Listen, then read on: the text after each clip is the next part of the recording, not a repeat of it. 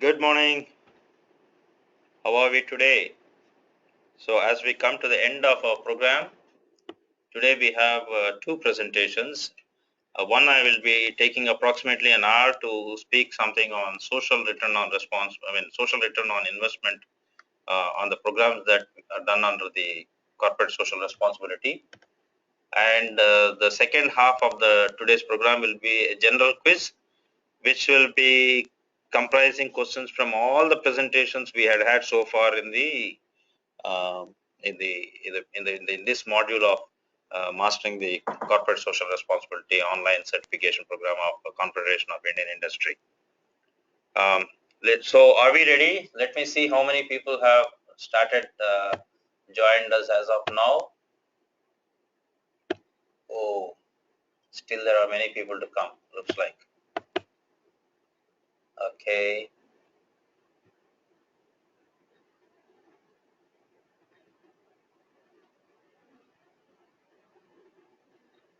So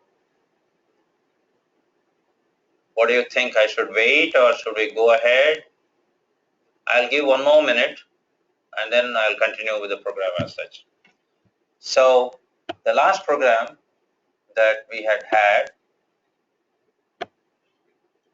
we discussed on 3 case studies taken out of my personal experience where I have faced certain situations, and it is not a simulated ones, but basically the actual case studies as such. Okay. So we have had quite a good, interesting participation in that. And today let us go into the social returns on investment. Okay, as I told you, today let us discuss a bit on social return on investment. Then let us have a quick quiz as part of covering all our earlier sessions and conclude this program of mastering CSR. So what is SROI, or social return on investment? Social return on investment, as defined by or as quoted by Mr. Rizwan Tayabali, is more often is a concluding story of a project to understand, manage, and prove the various values created by a particular project that you or your organization has invested in. Now, it is a mouthful. I do understand that it's a little longer thing. Let us break it into points. SROI is a concluding story of a project. That means when, as an organization, we have undertaken a CSR project. So the CSR project will come to an end, and what ends then comprises the entire project, comprises a story of its experiences, the lessons learned, everything is an experience. So this is called a concluding story of a project. Now, why do we need this story? We need this story because we have to understand, manage, and also prove the various values created.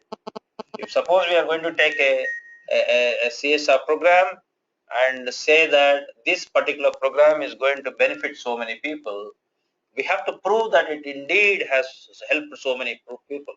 Otherwise, the project probably would not have been really be useful as such.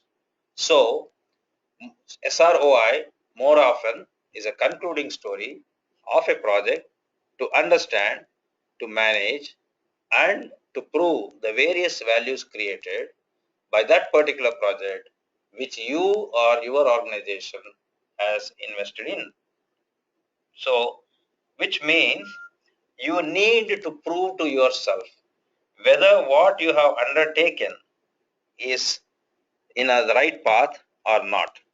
Now, the understanding and the proving is fine because you have done the project anyway. You understand what are the lessons learned, how we should not do, and how to prove whether you have proven whether the outcomes expected, etc. But where is the managing thing comes? Because managing is something when your program is on. Now that the program or the project has come to a conclusion, what else is there to be managed about it? So that is something which we will be learning as we go through today's session as such.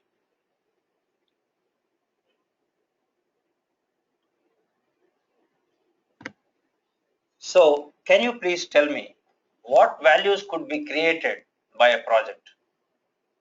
Yeah, I want people to answer this, please.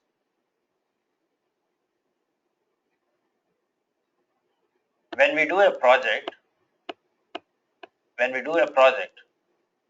what type of values can we create?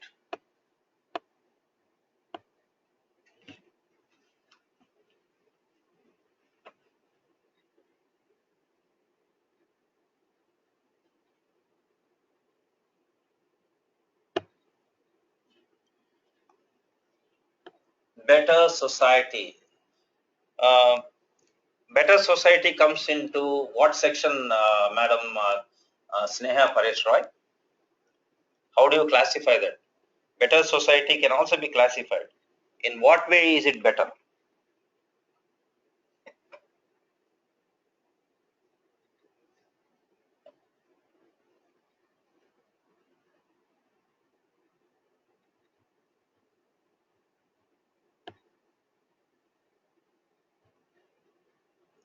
In terms of development. Okay, development again. In what terms of in what terms of development?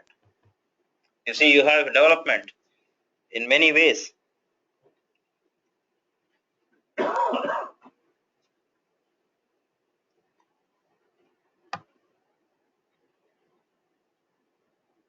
I have developed culturally. I have developed educationally. My civic sense has developed. So there are so many developments. When we talk about better society, you said it in terms of development. Development in what way?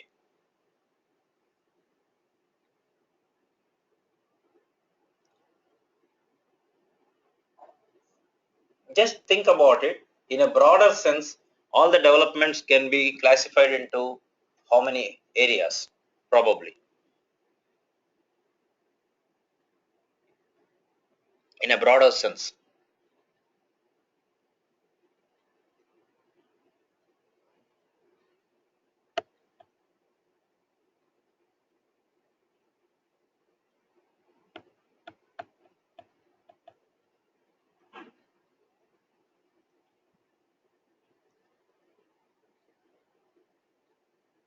Come, come, come, come. Today is the last session and we don't have much time. Please think.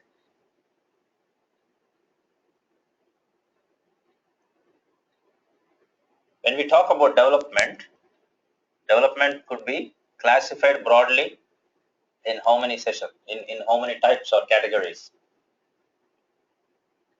I'm telling you, please, you all know the answer for this. It's such a simple answer. Miss Bridget Vutrick says social, environmental, educational. Uh-huh. Okay. Then,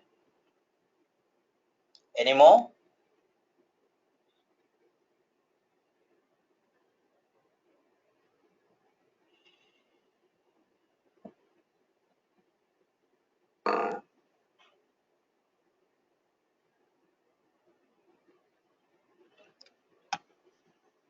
People, planet, and profit development.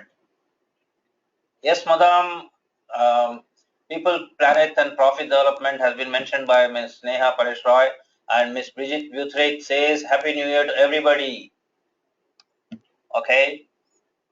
Thank you, ma'am. I hope that you had good Christmas and a very good New Year. Good to see you back. Last session, I think you were not there.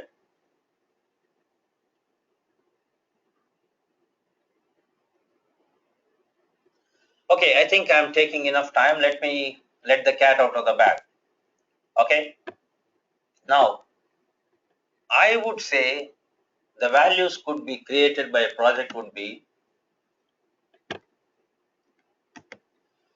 economic values, which can be defined in terms of benefits, in terms of money or growth, whatever it is.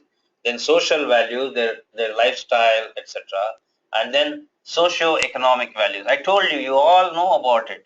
Only problem is, see, the whole idea, the mind is something where the hard disk is got so much into that we really, our mind scanner doesn't scan exactly when we want what we want. But I'm sure that all of us have got these three categories stored into our mind. That's the whole point there. So I said it's a very easy thing. So it's economic values. social values and socio-economic values. Okay. I also want to tell you, see, actually, the SROI originally was not into the program, the program mandate for me. But actually, there has been a request, or rather, an interest shown in SROI. I thought I will spend a little time, at least, to introduce what is SROI. Because if you are really going to go into SROI in depth, I think that itself will require at least about 2 to 3 days of continuous programs as such. It's so deep and it's so good as such. But I'm only trying to help you understand as to what SROI could be, so that in case it is required for you, or in case it is going to be essential for you, or you're going to make a career out of that, you can pursue further advanced courses on that. So today I want to tell you that this is only an introduction as such, okay? And I'm just trying to give you a peripheral view about this. So let us now think about what are these values, how we can do that. So economic values are those that are something like creating products or services by an enterprise that which will have more value than inputs. More value than inputs means what? In terms, one simple word. I could have easily made it out, but I want you people to think. That's the reason why sometimes I write in a convoluted manner. Creating products or services by an enterprise that which will have more value than the inputs. Here, when you are producing a product or a service, the inputs are raw material, your time, your experience, your knowledge, etc. So when you say that it will have more value, what does that mean?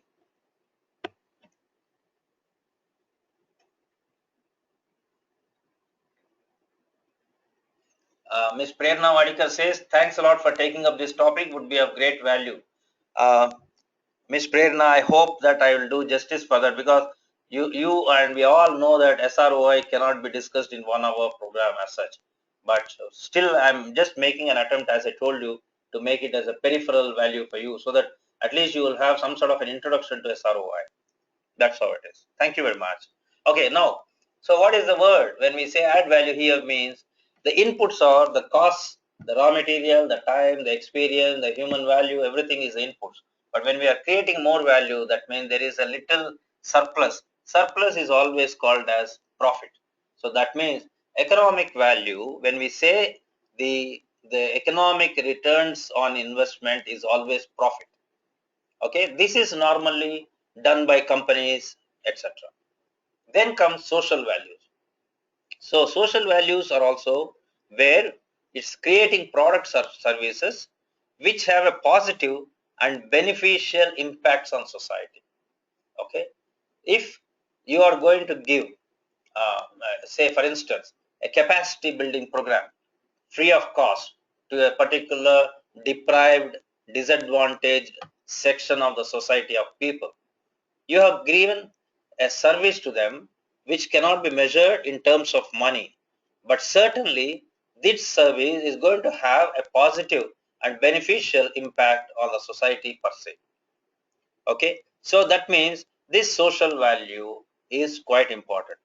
But you know very clearly as to the commercial organizations or the companies or the people who are in the business definitely offer their products or services for a price which is more than the inputs. In social value, the word more than the inputs is not there. It only says it's a positive or a beneficial impact on society. That means in this is an organization where probably they themselves may not be having any profit out of that, but they are working towards the profit of the society. So that becomes the social value as such. Okay. Then comes the socio-economic values. Creating products or services that will have better value than inputs as also have a positive and beneficial impact on society. Can anybody tell me one product or a service which has got both value as far as money is concerned as also positive and beneficial impact on the society?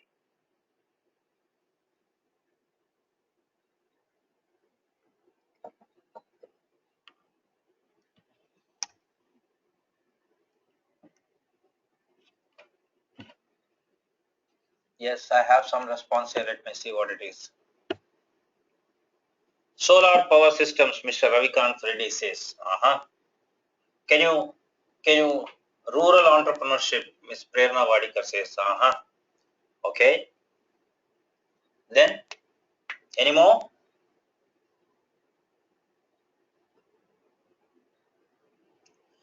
Ms. Bridget Butrick says education. Education only when it is charged, ma'am. If it is going to be free of cost, then it becomes only a social value. It doesn't have economic value there.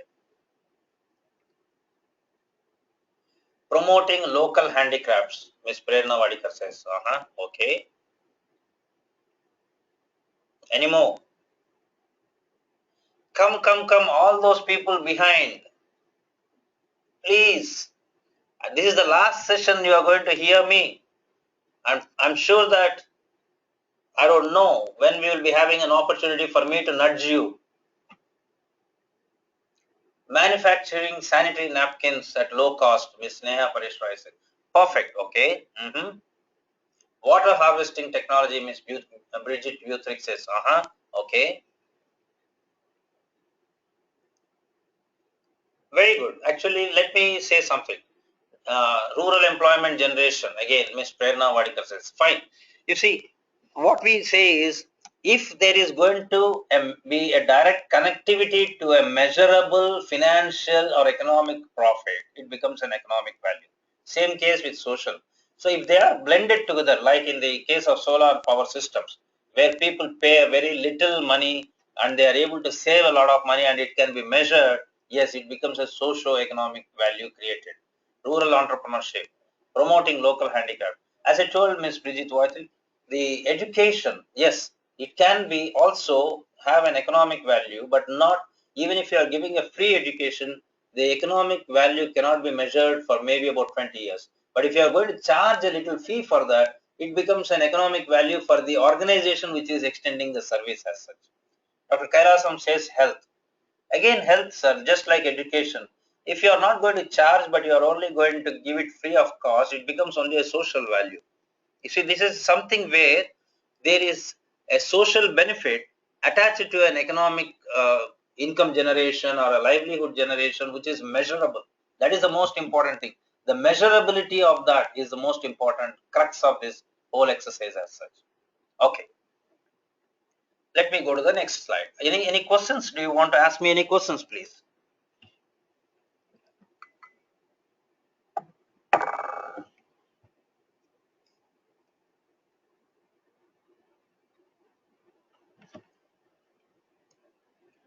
Okay, so I'll go to the next slide.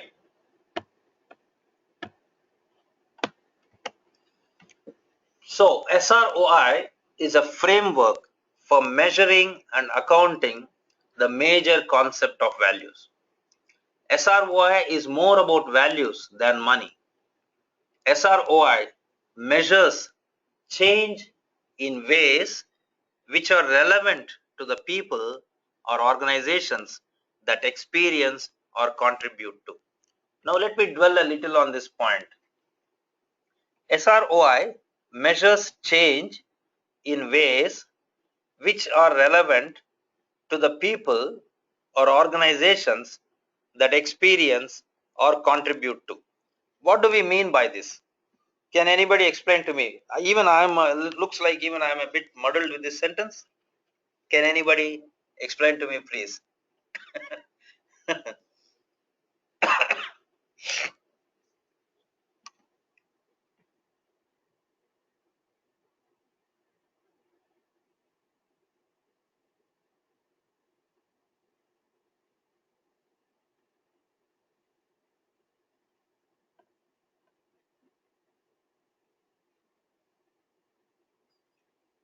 Okay.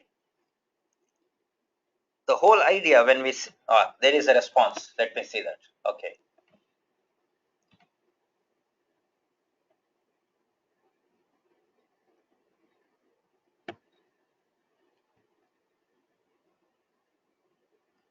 It helps map the whole impact outcomes right from the investment to the benefit direct and indirect, long term and short term, Ms. Prerna Wadikar says. I cannot say this is a wrong answer, but you have made it much more complicated than my own sentence, I suppose. Okay, no problem.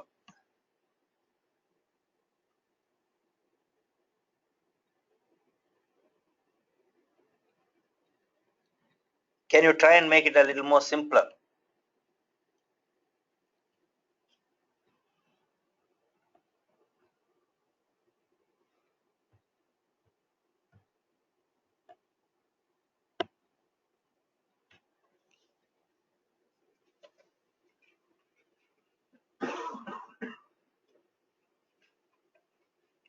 Okay, there is a response here. Mr. Ravikant Reddy adds up saying that a methodology to identify different values people have so that we can create models which are based on that. By doing so, the chances of success will be more. Mr. Rajiv Phukan contributes by saying standard of life. Ms. Prerna Vadikar says, what difference has your organization made by its existence to the society? Very good, perfectly, that's it. The whole idea is when you are taking up a CSR project or a program, you normally will have a set values expected to be derived out of the project. If you are saying that I'm going to do a project of doing a solar power, then you require measurable quantity of how many solar power systems you are going to provide in which area. That means geographical area, the limit or unlimited number of solar power systems that you are going to give to the people, and what benefit is it going to give them. See, like we discussed some time back, the benefits are only outcomes, but the indicators of the outcomes are different. See, what happens is, let us assume for a minute that you are giving a solar power lamp, street lights as well as home lamps for a village which is in the dark, right? So what happens is, there is light in the house. When the light is there in the house, their cooking becomes probably much more safer. They don't know earlier what insects used to fall into their food. Now you know that their cooking could be much more better, number one. Number two, the children can study better because earlier they were having impediments in studying. Number three, they are in a position to entertain them a little longer probably, and probably their health improves because of that. Then the roads are much more safer because now they may be free from snakes, etc. What will happen is, by giving one single solar lamp to the street as well as the home, so many benefits, so many indicators can be measured into. So what will happen is, whenever we are doing a CSR project, we keep in our mind what are the benefits ultimately, what are the outcomes of this project that we are going to do, and because of the outcomes, what indicators can be measured and how it is going to change the people, right? In whatever way you have put it, every one of you have answered it perfectly. Thank you very much for that. But this is what it happens as. Ultimately, what difference has your organization made by its existence to the society, as Ms. Prerna Vadikar says? So what will happen is, when we say that, in this case, SROI measures change in ways which are relevant to the people or organizations that experience or contribute to. Now, what do we mean by in ways which are relevant? What will happen is, if you are giving the solar power and you are going to keep the solar power around a lake, it's going to be not much of a use. Probably the lake will be safer, but the people will continue to wallow in dark. So, in ways which are relevant, the relevancy is what the homes will have to have light, the streets will have to have lights. So, what will happen is, the change is brought in a way which is relevant to the particular community which you as an organization are targeting. So SROA measures that. It measures the change that has happened in the ways which are relevant to the people or organizations that experience or contribute. Okay. Why did I use the word organizations? When we are talking about CSR, it is always people. But what happens is, if you are going not to look at SROA alone, but you are also going to look at an omnibus values like economic values, socio-economic values, then even private organizations also will be benefiting out of that because they get profits out of that. So what will happen is, the return on investment when you are measuring whether it is EROI or SROI ultimately helps you to understand whether you are on the right path or not. Okay. So more than just a mere number, SROI is a story about a change on which to base decisions that includes case studies and qualitative, quantitative and financial information. So case studies, as we earlier said, the ultimate end of a project is to document and to report. That is the ultimate end. After documenting and shelving it into the records, you go into the next project. But at the same time, you should never forget the old project, because that is where the story of the change has come in. On the learnings, you make the decisions based on those learnings. If you have got into a wrong partnership in the previous thing, you know what type of a partnership you should enter. You will also know what type of an MOU you should enter with the new partner as such. So what will happen is SROI helps you to not only tell the story, but also give you such conclusions on which you can base your decisions for your future programs.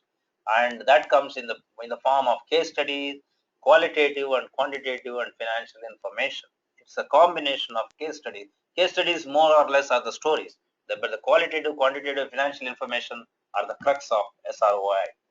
Okay, can I get into the next slide? Any questions, any suggestions, any contributions from your side, please?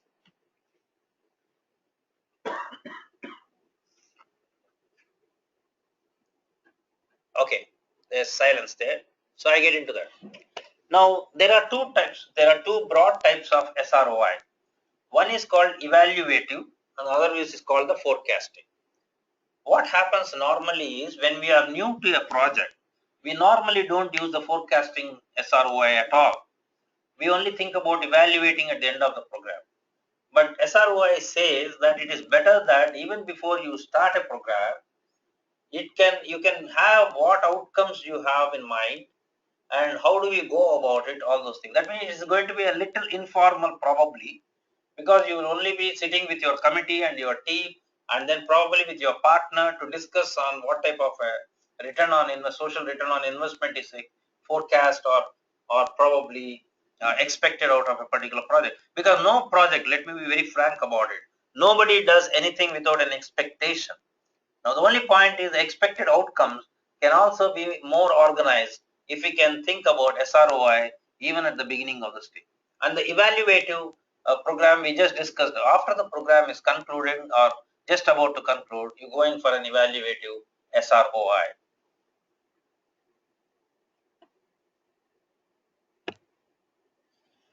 So what is the purpose? The primary purpose of SROI is to provide a model for allocating monetary expression of the value of outcomes for which no agreed market value exists. Okay, in one way, probably, I know I'm taking liberties when I'm telling that, but then you see, I had always been a maverick in my life. In one way, if you are starting a new enterprise and you have given a certain value to your stock, okay, so now you start thinking about it in a forecasting methodology, saying that 1 year from now, I'm thinking that my particular stock would have had so much of an addition, so that as of now the market value is not there, but within 1 year probably I will have so much of a market value. So that, to have that calculation, that is the primary purpose of the EROI or SROI. Okay, only point is when we are using the share market, it doesn't become SROI, because probably we are not having so much of a social value attached to that.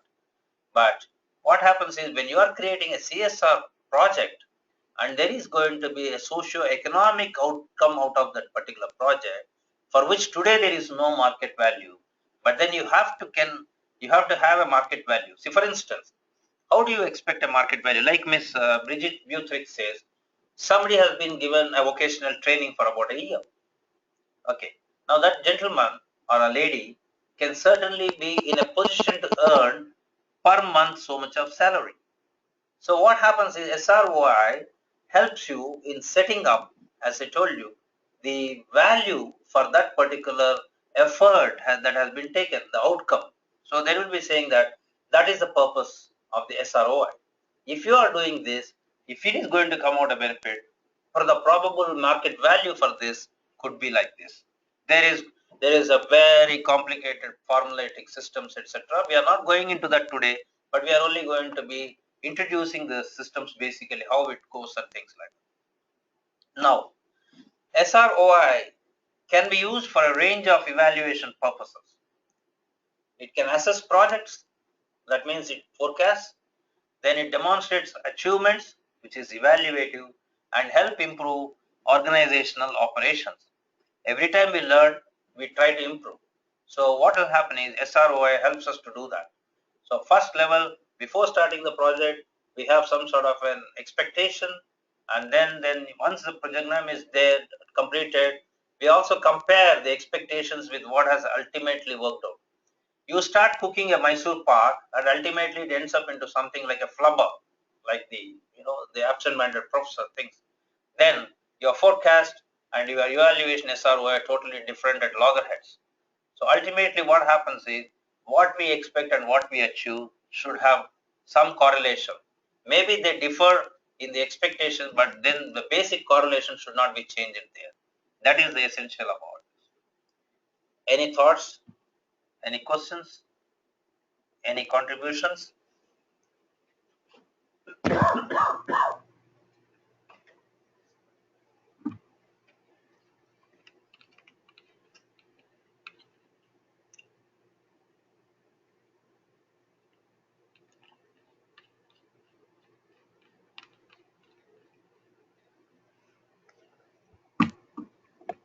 There is a response here. Let me see this.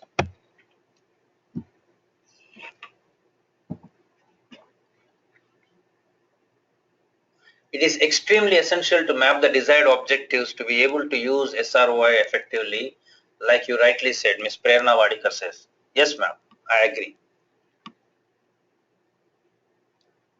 Any more thoughts? See, what happens is it's something like we have, okay, somebody gets married and they want to have a child and they have a future thought for the child and they start working on that path, and then when the child is ultimately coming to the situation where the thoughts are going to be translated into reality, you make some sort of a stock checking and you think, what did I want for my child and what did the child come out to be, something like that. So what happens is all the times when we are starting a project, we should have all our outcomes recorded even before the program is starting. That means you can do it in an informal way or a formal way, whichever way you do that, and then check that ultimately when the achievements are there. Okay, so can I proceed to the next slide, please? Okay, so there are 7 principles for SROI. The first and the topmost principle, all the stakeholders have to be involved. And why is this so? Why should all the stakeholders to be involved?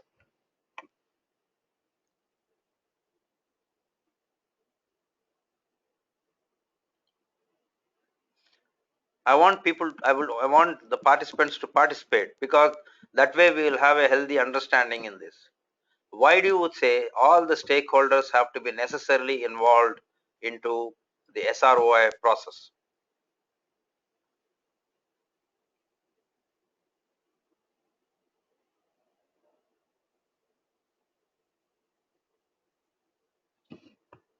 Okay, some response is there.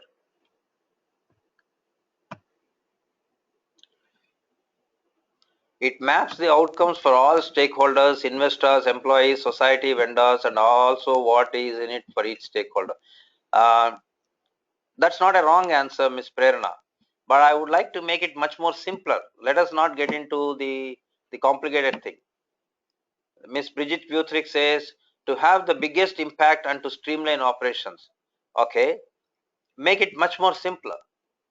There are 3 words only. I mean, I'm being very practical. I'm not going to be pedagogic in this.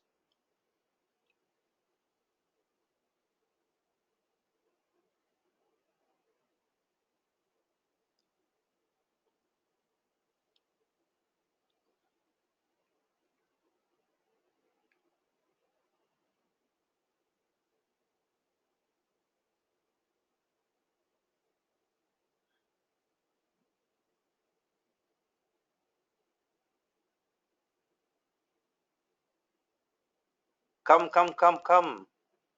Both Ms. Prerna and Ms. Bridget are right, but I just thought I'll make it much more simpler. Okay, I will tell. It avoids blame game at the end of the program. See, avoids blame game, only 3 words. See, what will happen is if the program is not coming out with the expected outcomes, okay, Mr. Rajiv Phukan says for the target, the project will come. Yeah, okay. For the target, the project will come. There is no doubt about it. See, what will happen is something goes wrong in the project. Everybody starts blaming the other fellow. The CSR committee will say the CSR team did not work as per their instructions. The CSR team will say the implementing partner did not work. The implementing partner will say the people on the ground did not work.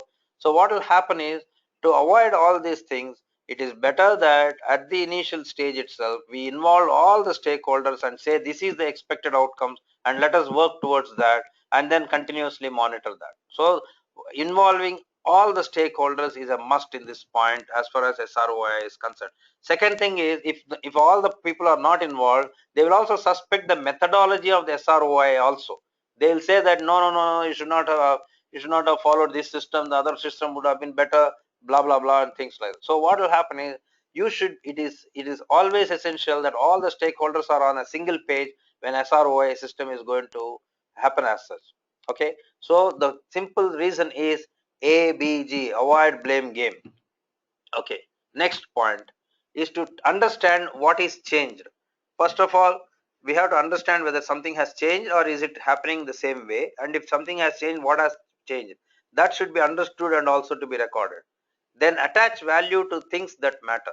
See, what will happen is, very often when we are on the field, we get carried away with many things that come. People keep on telling us, we get influenced by that.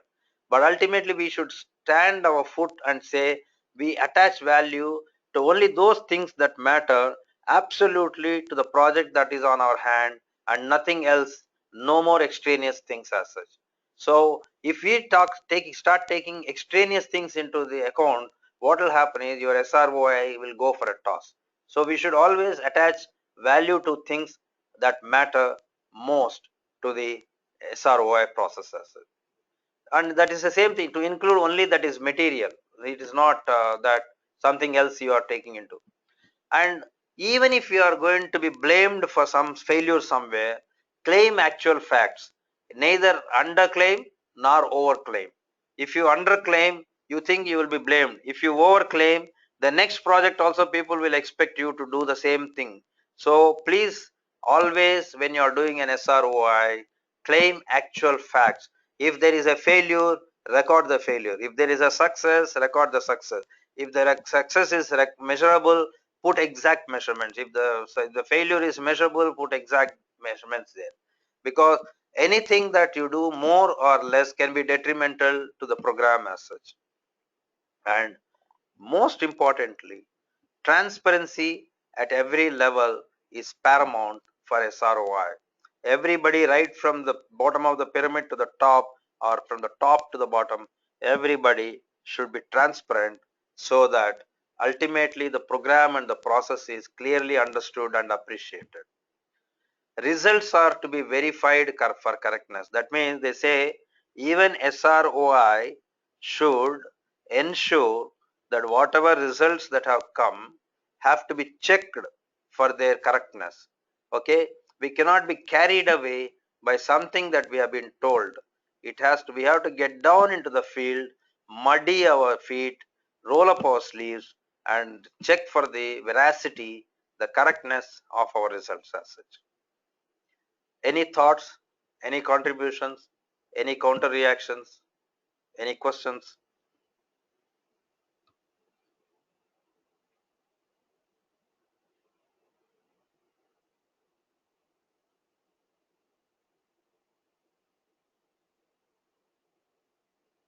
Okay. There is one response. Let me see.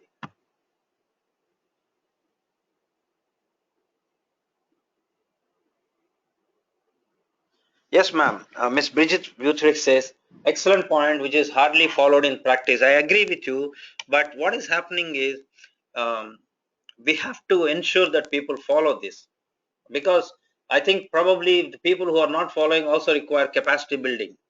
Okay, even if you have to spend maybe half a day exclusively for that, it is worth it as such, that people have to be brought into the one line as such. Ms. Prerna Vadikar says, justifying the monetization of SROI is the biggest challenge. I understand the most of the cases, what will happen is the deciding people, they feel that, okay, the project is done as such. So why the hell we have to go for this again and do the post-mortem? This is a challenge which I have faced all my life wherever I was undertaking projects, etc. But I think that is, you call it as I won't even use the word necessary evil. It is absolutely necessary. That's all. Period. So people will have to be made to understand how important SROI is. Any more? I'll go to the next slide, please.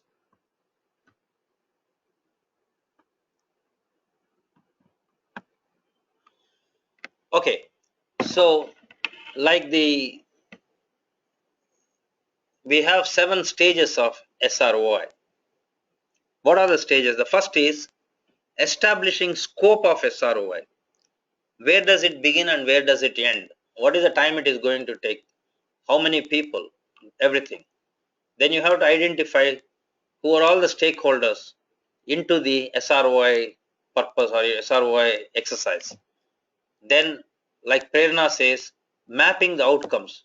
Mapping the outcomes is the most important thing. See, the proof of the pudding is in its eating.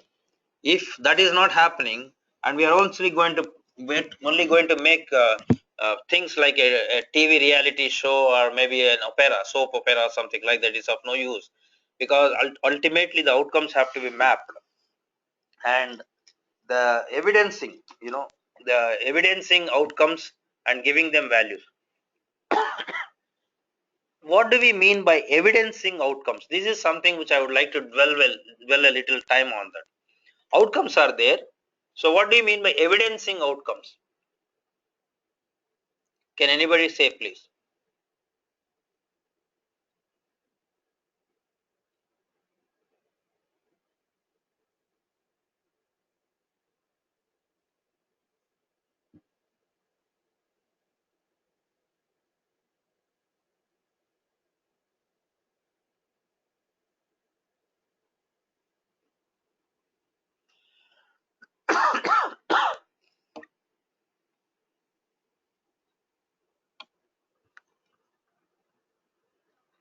Yeah, there is some response here. Evaluating the outcomes, measuring the confidence levels in case of women empowerment program, etc. Right. That means it is not merely mentioning that their desired outcome has come, but the outcome, whether it is going to be useful really, is number one. Whether the outcome is the truth or it is only orally reported is another thing. So evidencing outcomes and giving them values, like Prerna just said, monetization of SROI is the biggest challenge, she said. Okay, you have got these outcomes. How do you give them values? What value will you give them? Are you going to give them economic value? Are you going to give them social value? Are you going to give them socio-economic values? That is a big challenge. That is the reason why I said SROI in itself is a huge subject where people need to specialize on that as such. There is a response here. Let me take a minute to see what response it is. Okay, Dr. Kailasam says qualitative and quantitative output. Yes, sir. Qualitative and quantitative. That's what outcomes are, both qualitative and quantitative. But giving them values. Values means here what we are trying to say is, you see, when we say, how do you think CSR is going to help your organization? CSR is going to help your organization when the expected outcomes of the projects undertaken by you have been given some value, whether it is a social value or economic value, preferably economic value wherever it is possible, so that that economic value will have a rub-off effect on your organization's performance, so that ultimately your own stocks of your organization will improve. See, that is the link here. That is the reason why SROI is very, very vital for any projects that you undertake. But the problem is the very few people can really undertake SROI in an efficient manner. See, even I am not experienced so much in SROI, frankly speaking. I'm not ashamed to accept that, because I don't have so much of an hands-on experience in monetization, values, etc. I do monitoring and evaluation projects, but then evaluation monitoring projects is something like a post-mortem. I say you should have done this, you have not done this, so you suffer like this or you benefit like this. So that is how it is. But whereas in SROI, you have to give them values. That is where what Prerna says matters a lot. Monetizing the values in SROI is hell. It's not so easy. And second thing, once you go through the hell, convincing people is the second hell out of that. Okay, despite you have so much of evidence, despite you are having so much of scientific built up into that, still people will be hesitant to take it forward. So it's a very interesting subject, SROI as such. I mean, if there are institutions which are going to give you courses on SROI, I would urge you people to undergo those courses.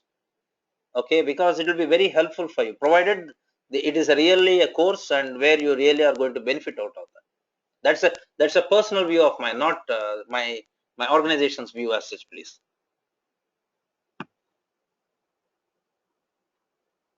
Yeah, that's how it is. Ms. Prerna says that Social Value UK gives trainings, but then she says that it's not sure if it is beneficial though.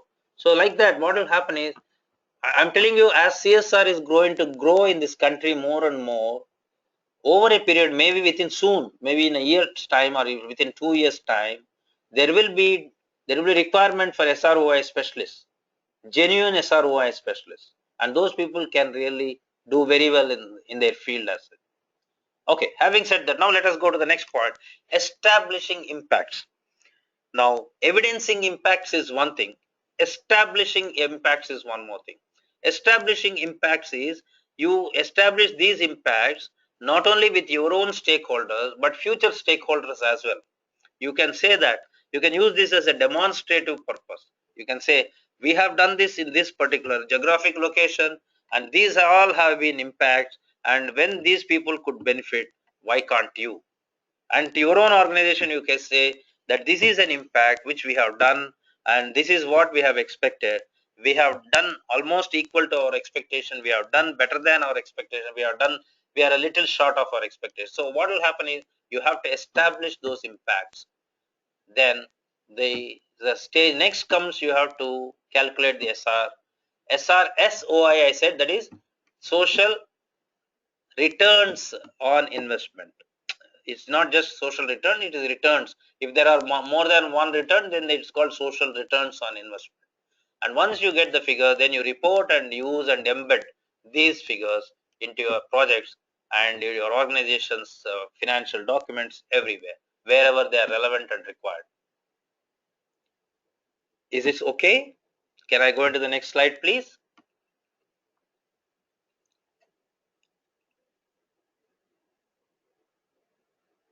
Okay, there is a response. Okay, yes, please. So, what is the usefulness of SROI? SROI can be used as a tool for policy making. When you are making your CSR policy itself, you can use this as a tool to make a policy. Then you make use of this through the strategic planning and improving. Then you can make use of this in communicating impact and attracting investment. Like I told you, to attract investment, your stock should be good. Not only your economic stock, but also your ethical stocks. So then if these things are good, then you can communicate impact and attract investment, or making investment decisions. If you are going to invest into another organization, you can look forward for all these aspects into that organization and then make decisions. That is what it says as a, and this attracting investment also holds good for your future implementing partners. The NGOs where you are going to partner with also will have to think about these policy making, strategic planning, etc., and use SROI so that they can attract the clients better. It can help managers to decide. Yeah, there is a response here. Just let me hold for a minute. Okay. Can you please elaborate on the policy making point, how SROI can help? See here, SROI, when I say policy making, how it can help is like this. In the policy, you build into that, saying that this is an organization which is going to go for a scientific execution of the projects, and where we are going to record all our expected outcomes, then record the actual accrued outcomes, compare with them, and they take necessary action. So what will happen is, when you have in the policy itself, when you are able to put the SROI system into that, what will happen is, when an organization is going to invest into your organization, they think that you are quite professional, number one. Then they're also thinking that you are transparent enough, that then you are going to be much more what you call as efficient, transparent, and forward thinking, and you have already taken prudential activities into account, so that these things are going to happen. And when you are putting it into your policy, if you are going to put it in all around policy, it is not only going to be SROI, it is going to be only return on investment, but with ES and SE, that is economic, social, or socio-economic, whatever it is as such. So what will happen is, when you are having it in the policy itself, it augurs well when a government, see, as an organization which is taking CSR, you are supposed to put it into your website. In the policy itself, if you are putting that, then they have a high regard for your organization, where they know that these people know what they are doing. These people are capable of what they are doing. These people are efficient enough. So that way it helps. That's what I meant about it. Is it okay, Ms. Prerna, or do you expect something more?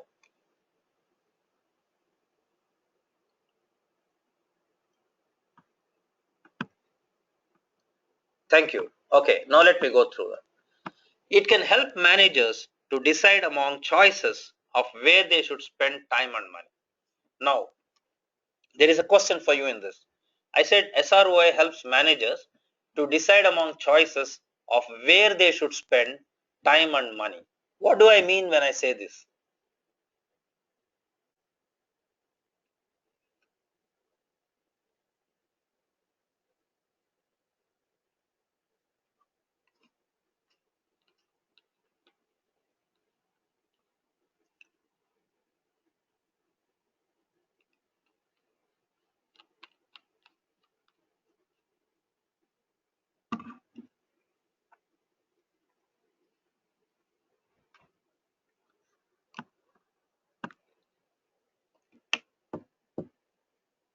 Okay, Mr. Rajiv Pukan says, because we will know the ways in which the impact would be. Okay, correct. Okay, any more? When is it going to help the managers? Before or after the completion of the project?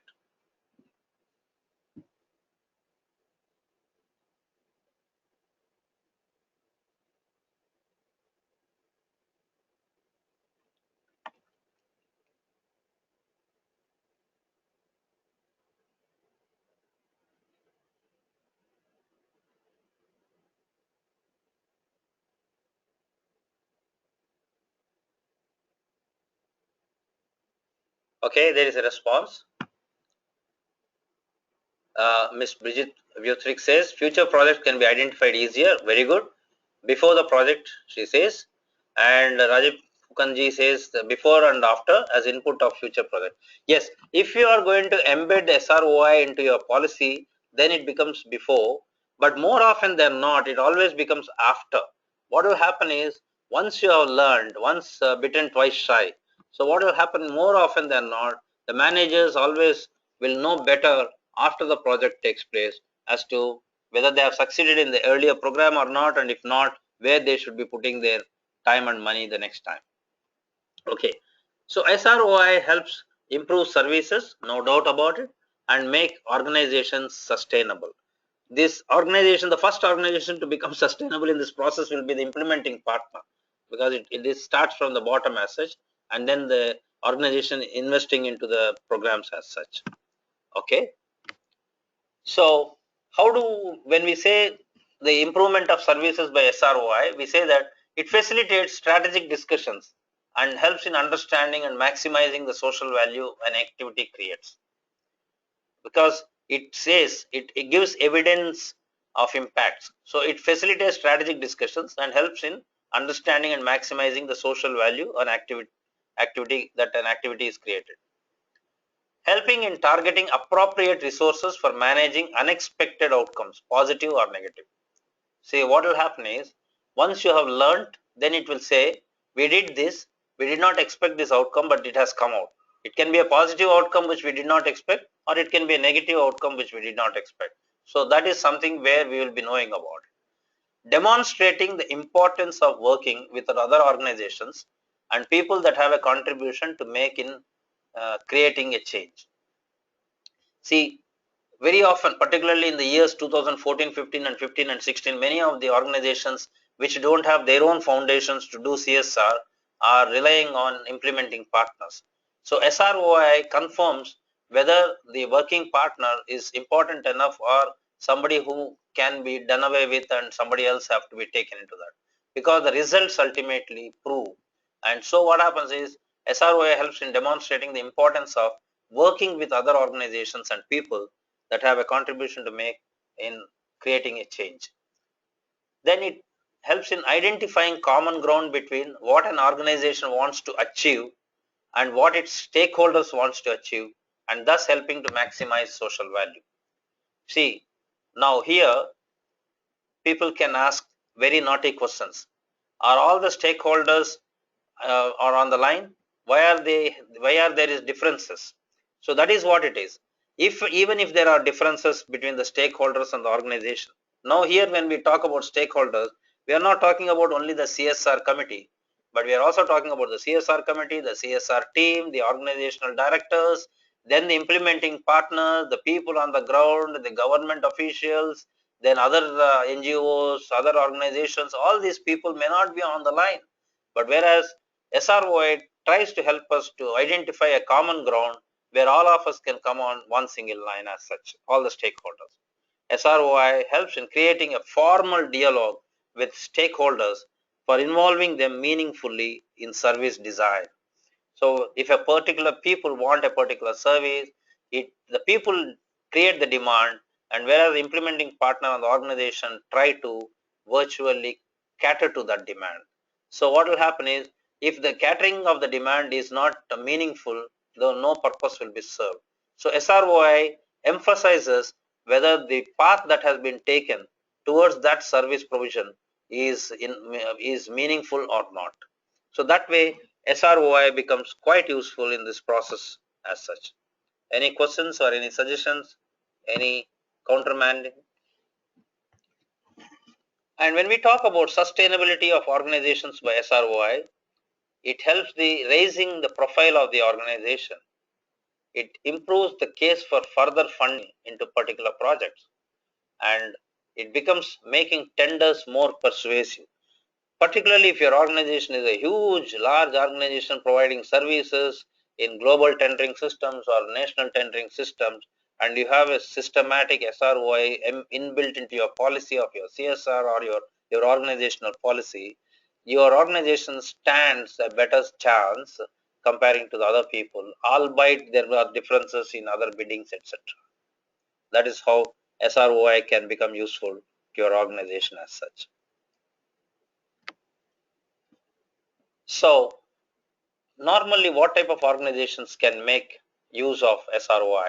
Social enterprises, not-for-profit and voluntary organizations, public and private sector industries, funders, and project commissioners.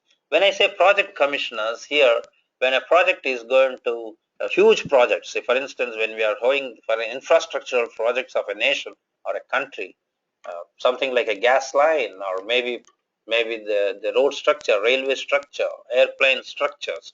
So there will be commissioners called project commissioners.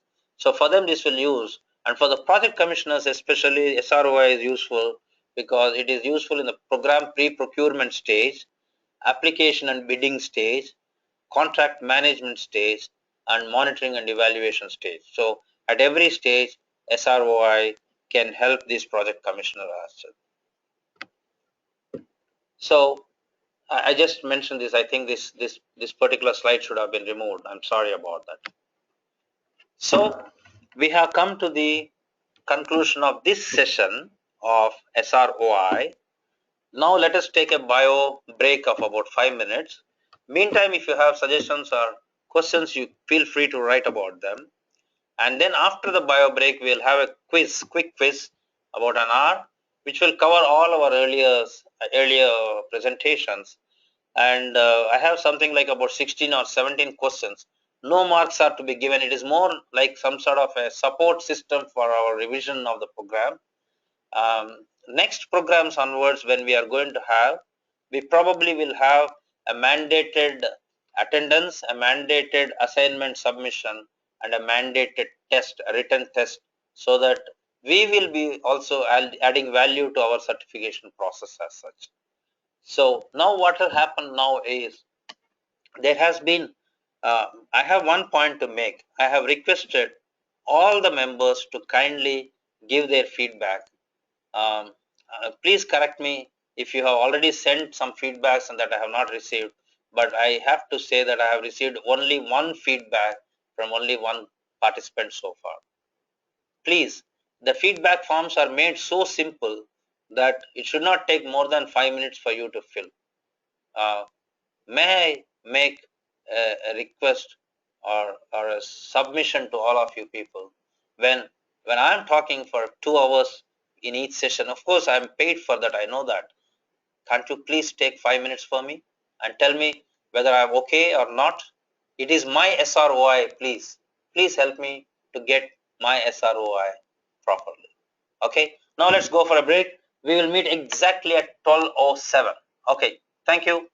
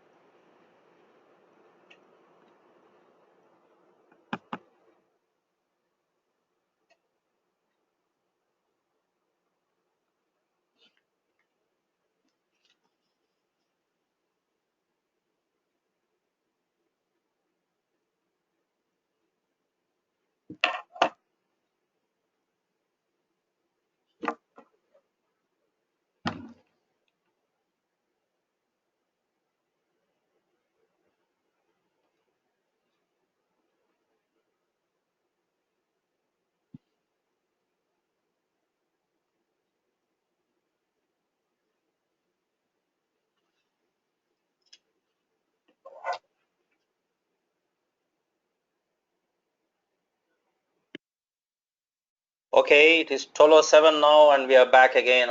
Everybody is available, so can we start the quiz please? There are 17 questions and the first question I gave about 3 minutes and the rest of the questions you have to really quickly type out. Please kindly participate so that we will know. As I told you, this is a process of revising all our earlier presentations and to try to sign off with a concluding note. Okay, are we ready?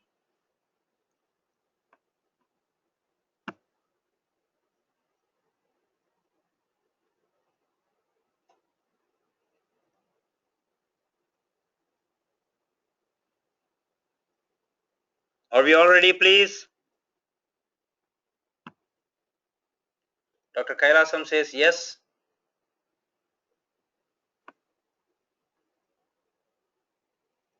See, the problem is I can't start with, at least if I don't get half of them saying yes. It means either they are not at their stations or they are busy. Okay, Miss Bridget says ready. Mrs. Chandrima Das says ready. Hello, the rest of you, please.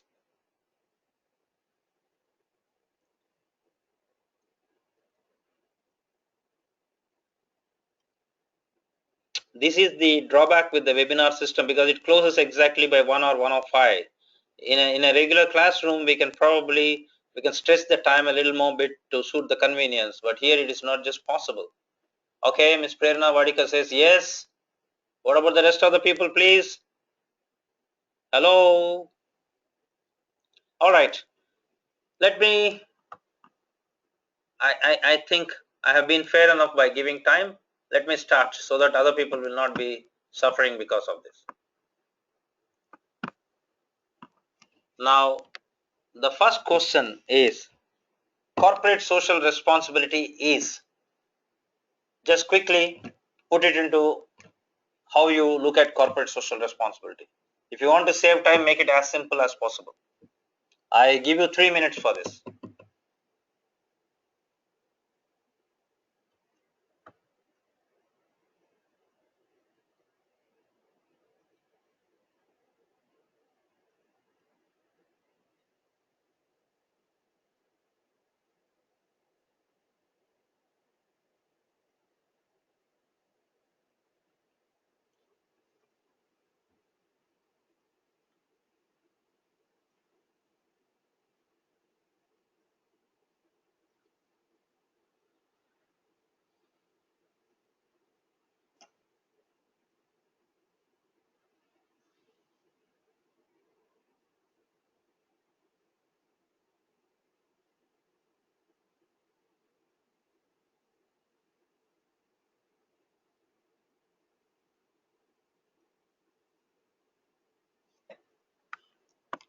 Okay, I have received one response.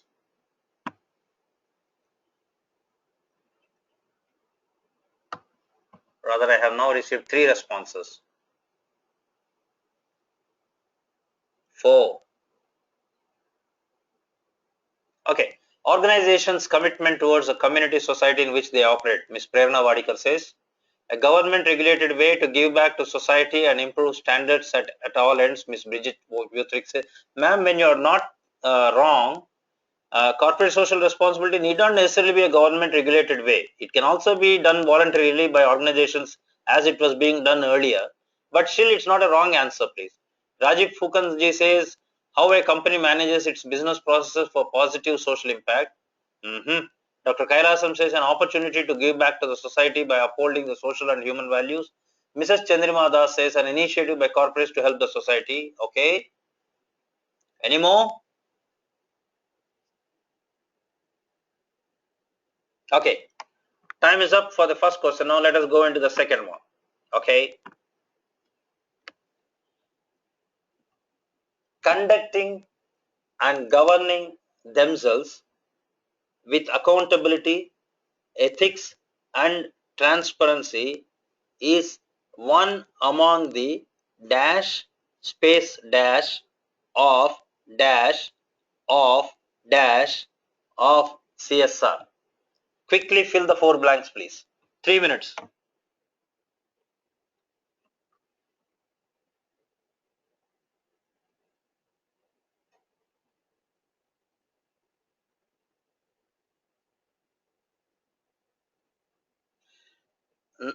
None of the questions I am asking are not out of the syllabus. They are all covered during our earlier presentations. So no claims when you say that something has come out of the syllabus, as we very often do in our schools and colleges.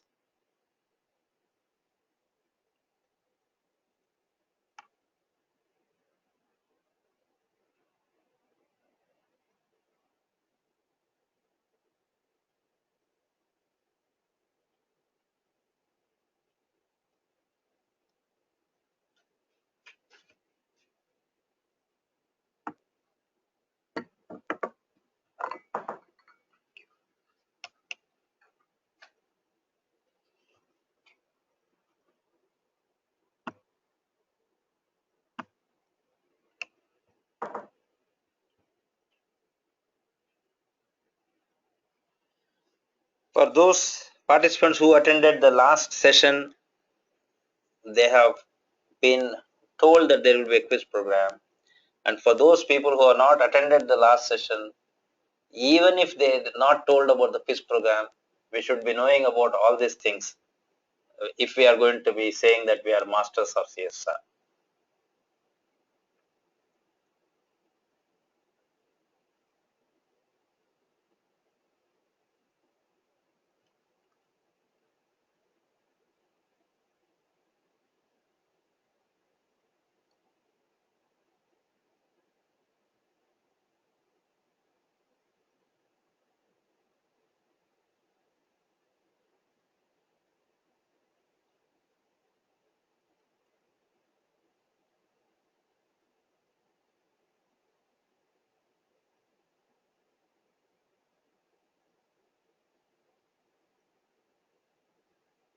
Okay, I have received one response.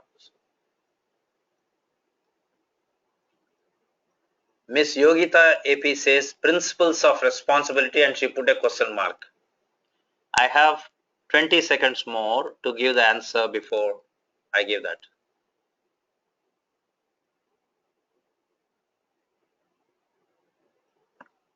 Okay, so time is up.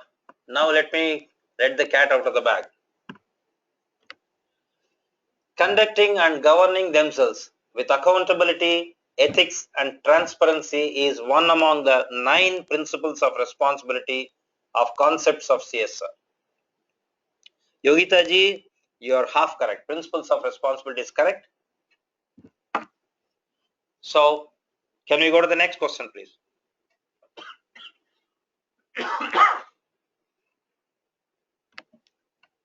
Okay, here, needs or pressures, values, inspiration, responsibilities are dash and dash of CSR. Dash space dash of CSR. 3 minutes.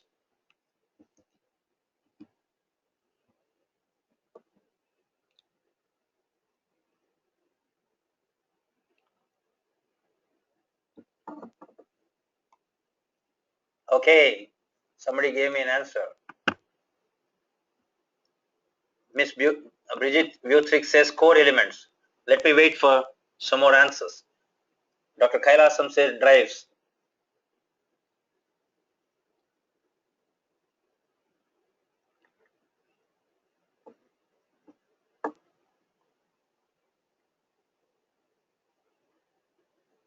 Mr. Rajiv Phukan says primary drives.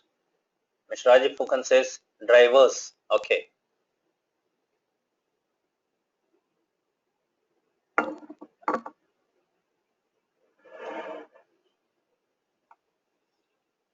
One more minute, please. Mrs. Chandrima Das says building blocks.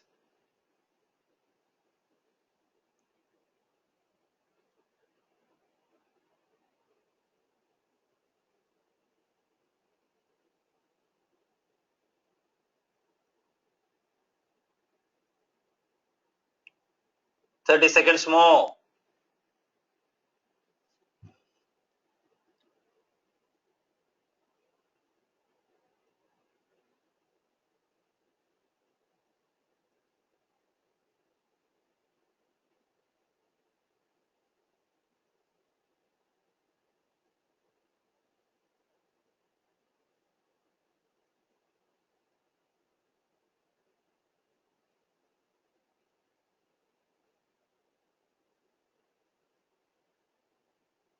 Okay, time up. Let us see which answer is correct. Are the primary drivers of CSR, as Mr. Rajiv Phukan says, but whoever said drives or drivers are also okay about that. Needs, pressures, values, inspiration, responsibilities are primary drivers of CSR. Okay, let's go to the next question. CSR policy should be dash, dash, dash, dash, and not be an dash. 3 minutes, and your time starts now.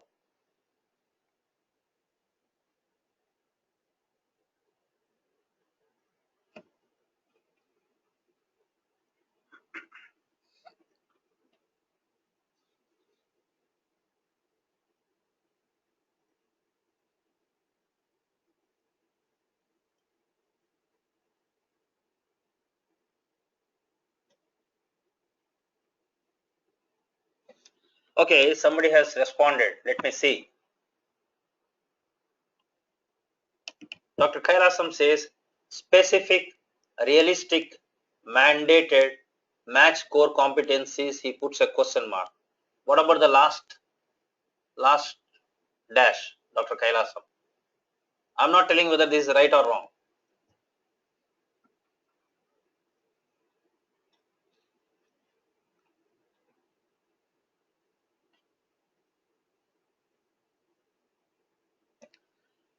Duplication, he's asking. Okay, please wait till the 3 minutes time is over. I'll let the answer known to everybody. But then I don't need to tell you because they're all in the slides. In fact, when I was setting this yesterday, I was going through the slides myself and then taking them out of that. And many questions are verbatim. Ms. Prerna Vadika says should not be omnibus. Okay. Mrs. Chandrima Das says specific realization mandated matches core competency.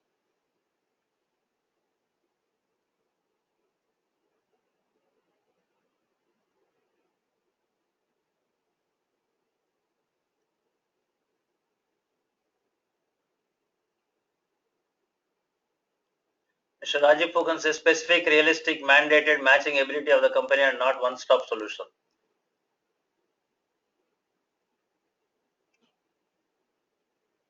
30 seconds more.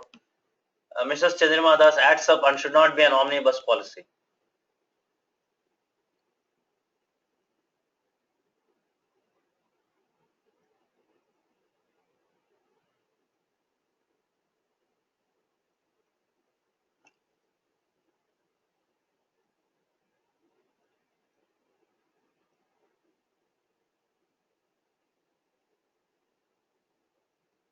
Any more?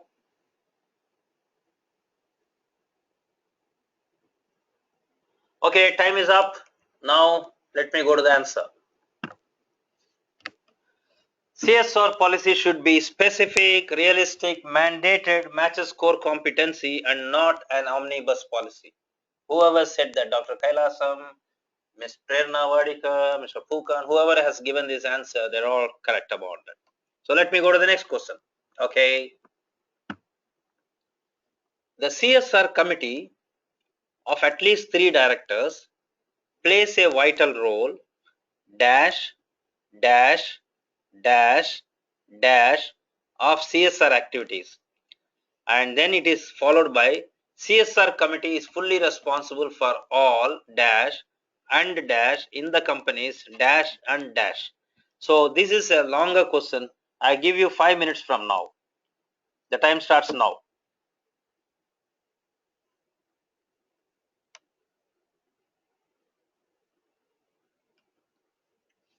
Okay, somebody has already answered.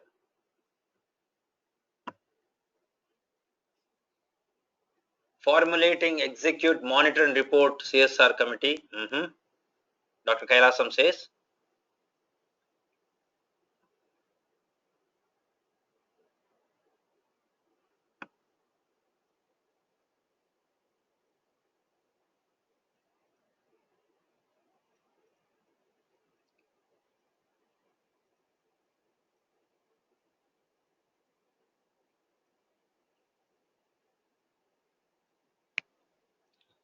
Omission and commissions, Mr. Ravikant Reddy says.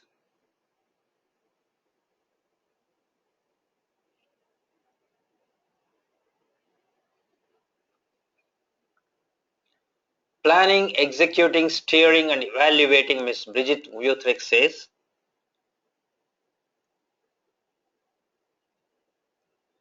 Omission and commission, Dr. Kailasam says.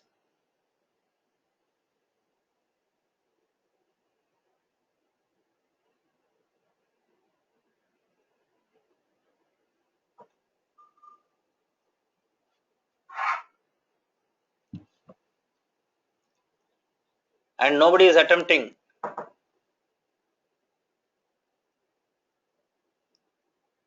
Actions and liabilities, Ms. Bridget Vuthrick says. Formulation, execution, monitoring and reporting, Dr. Mr. Ravikant Reddy says.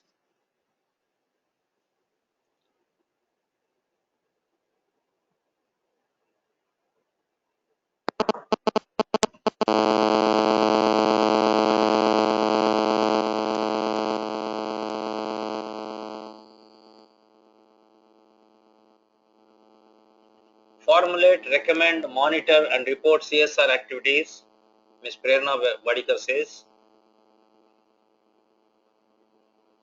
We have time because I gave 5 minutes for this.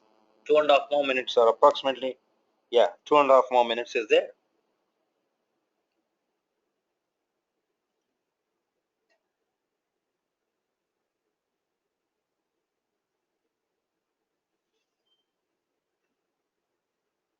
Second answer, Ms. Yogita says, is omission and commission.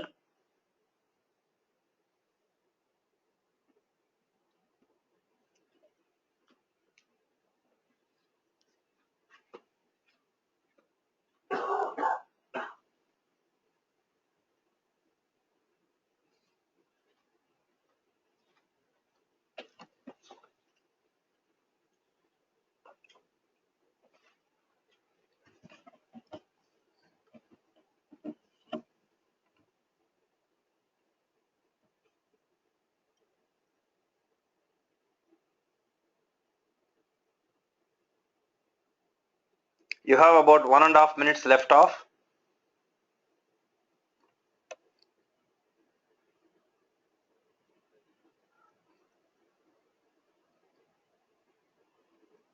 There are so many people, Mishra ji, Fukan ji, Mr. Sundara, Rajesh Sundarajan ji, and other people, Mrs. Shering ji. All of you people can participate, please. See, the whole idea is no marks are being given for this. So the whole idea is for us to just go through the same thing once more to wrap it up. Mr. Sulabh Mishra says formulate, implement and monitor. Okay. Okay. Just 20 seconds more. Mrs. Chandrima Das says formulating, evaluating and implementing. Time is up. Now let me give you the answers for this.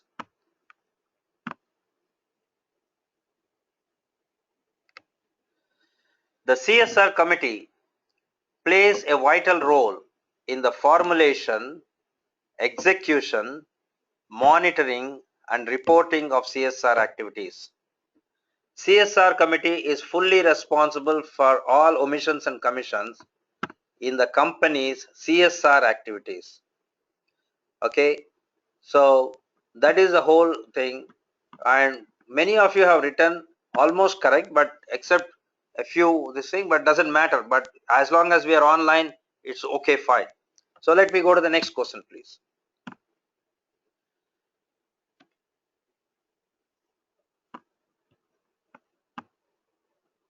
Okay, exercising the powers conferred under what sections and subsections of Indian Companies Act 2013 did the central government through the Ministry of Corporate Affairs notify the rules of corporate social responsibility and on what date? See, this I'm going to give you only 2 minutes because I expect all the members to know this by heart if you are going to be in the CSR sector. Okay. I know probably some of you may not be in a position to give today, but I would still urge you people to go ahead and better get it by heart, so that any time, even when you're closing your eyes, you should be in a position to remember this. Exercising the powers conferred under what sections and subsections of Indian Companies Act 2013 did the central government, through the Ministry of Corporate Affairs, notify the rules of corporate social responsibility, and on what date? Your time starts now. Exactly 2 minutes, please.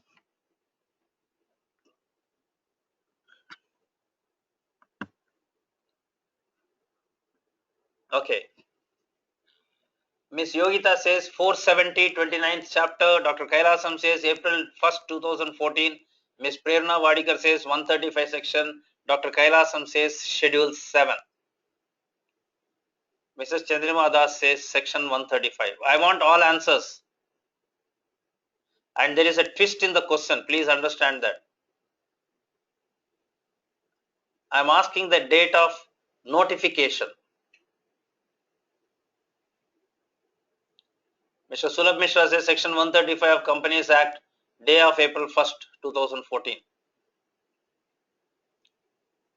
Dr. Kailasam says section 135 Companies Act 2015. Sir, Dr. Kailasam sir, 2015. Mrs. Chandrima Das says schedule 9 and 27th February 2014. Mr. Rajiv Fukan says 10414 and Dr. Kailasam says sorry 2013. Okay. You still have 30 seconds more. Miss Yogita says 2013.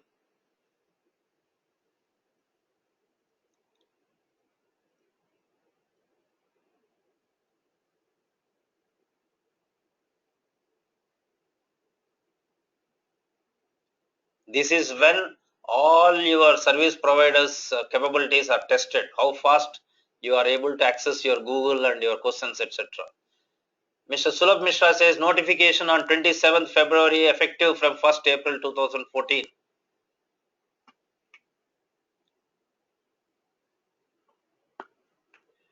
So if suppose I did not say there is a twist in the question, Mrs. Bridget Butrick says Companies Act Section 2 date 8/8/2013. Okay, time is up. Now let me give the answer. Mr. Ravikant Reddy says notified on 27th February. Okay. Now the answer is exercising the powers conferred under section 135 and subsections 1 and 2 of section 469 Indian Companies Act 2013 did the central government through the Ministry of Corporate Affairs notify the rules of corporate social responsibility on the 27th February 2014 through a gazette notification, and the act came into effect from 1st April 2014. So this, ladies and gentlemen, if you are going to practice CSR in India, I want you to know this blindfolded. This is a must. I mean, we should know about it. That's how it is as such. Okay, I'll go to the next question, please.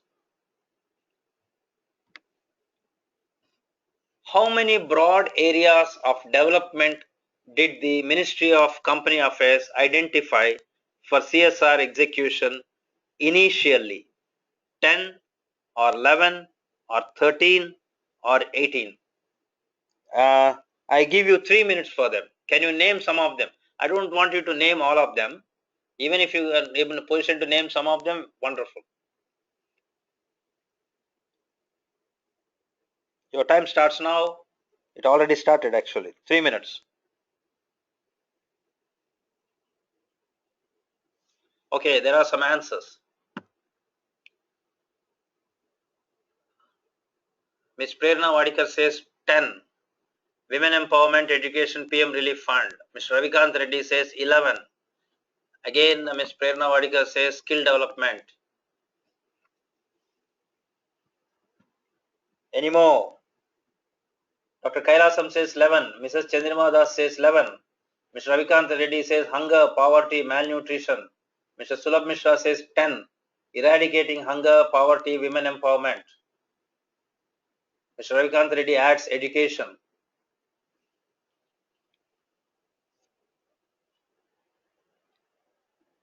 Dr. Kailasam says poverty and hunger, malnutrition, education, women empowerment. Mr. Ravikant Reddy adds gender equality, environmental education. Dr. Kailasam adds environment. Dr. Kailasam adds biodiversity.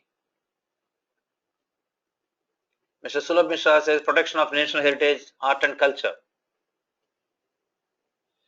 Ms. Prerna Wadikar adds rural development.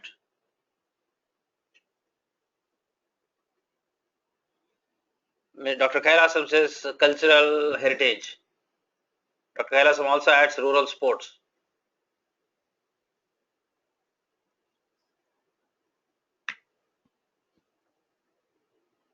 We have 30 seconds.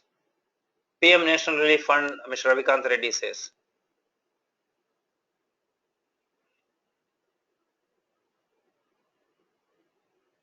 Mr. Ravikant Reddy adds slum development. Dr. Kailasam also adds PM National Relief Fund.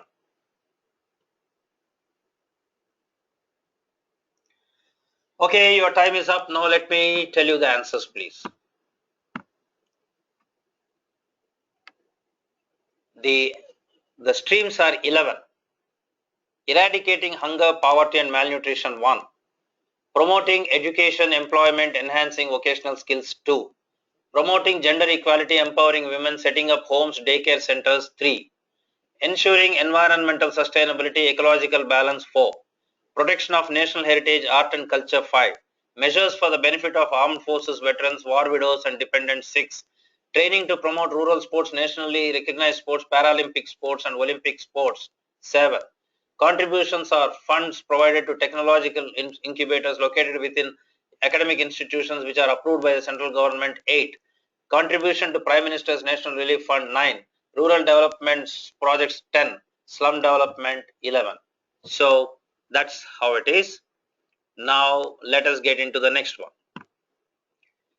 Name the ABCs of changes under the theory of change.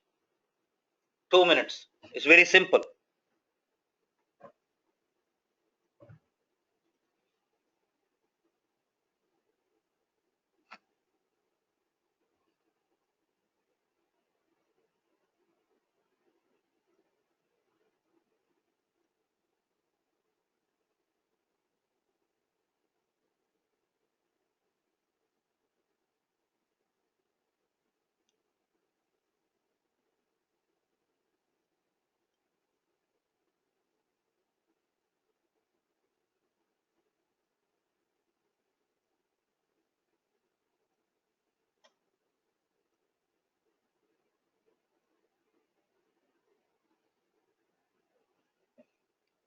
Come faster. Schneller, bitte.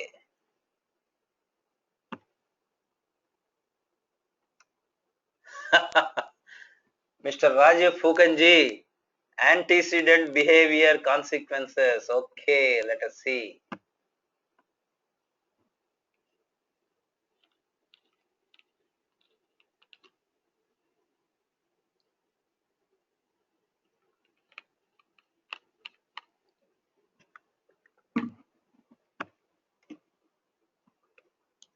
Dr. Kailasam says action.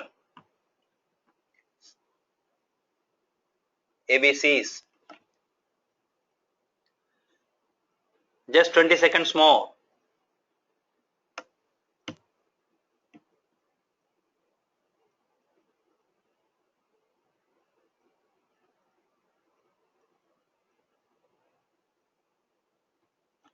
Okay, time is up. The answers.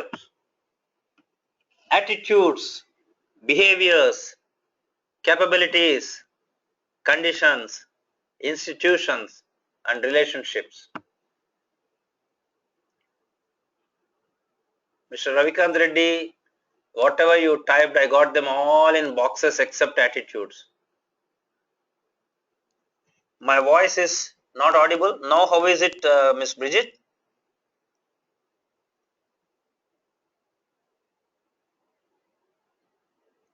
Hello?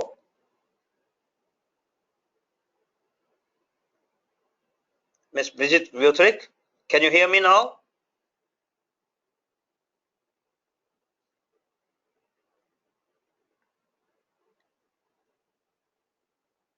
Hello? Can you hear me now, please? Okay, thank you.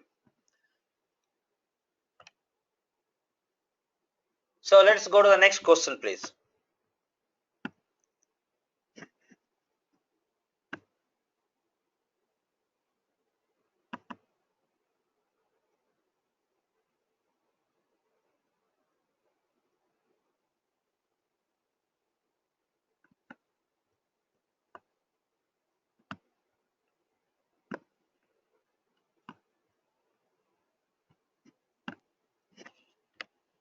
The three major issues or impacts that govern issue prioritization are 2 minutes.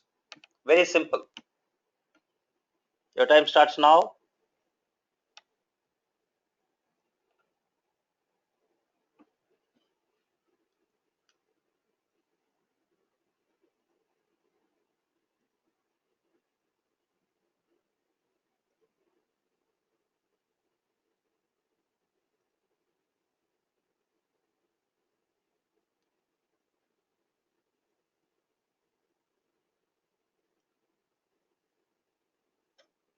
Okay, I got some response. Let me see. Mr. Ravikant Reddy says environmental, economic and social. Dr. Kailasam says economic. Then Mrs. Chandrimada says environmental, economic and social. Okay, Dr. Kailasam adds up social, economic and environmental. We have 1 more minute for other people.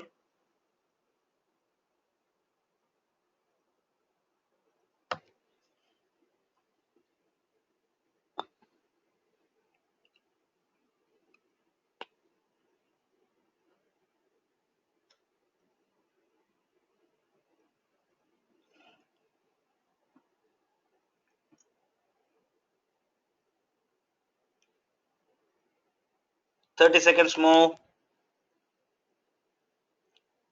Mr. Rajiv Phukan says social, environmental and economic, and it's a C, he says. Okay.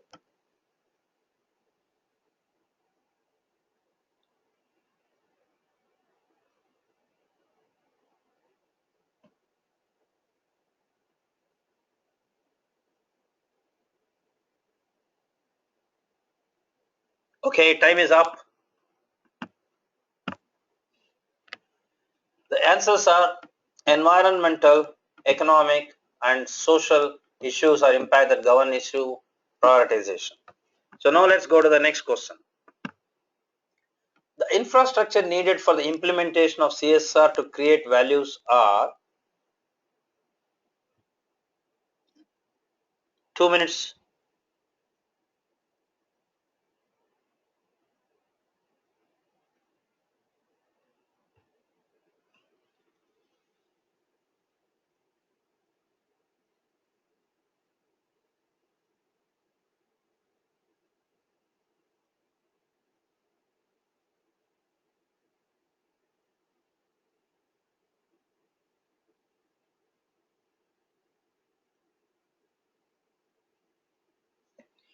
There is a response. Let me see. Engagement of employees, Mr. Ravikant Reddy says.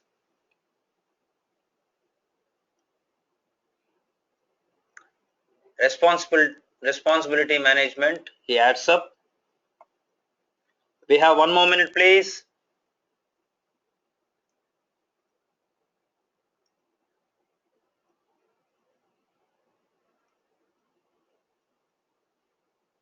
It's as if suddenly everybody left for lunch except 1 or 2 around. Okay, Mr. Ravikant Reddy says resource management, objective management, managing processes and communication systems and managing the change. Managing issues to reach the objective, Mr. Rajiv Phukan says. We have 30 seconds more.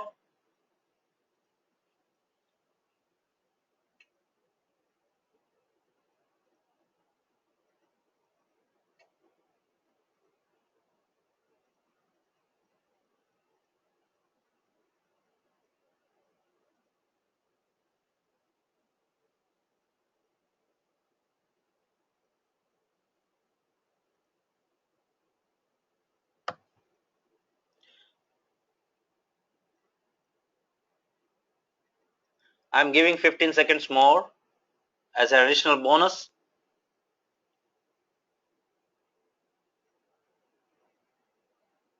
Okay, Mr. Sulabh Mishra says requires proper resource management.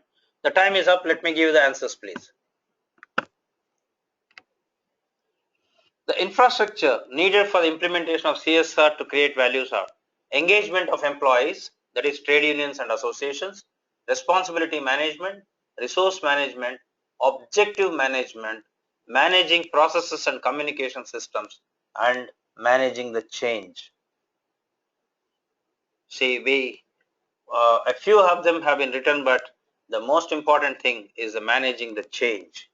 Okay, the next question. The three broad ways to manage change are, what are those? I'll give 3 minutes. Sorry, 2 minutes. The time starts now.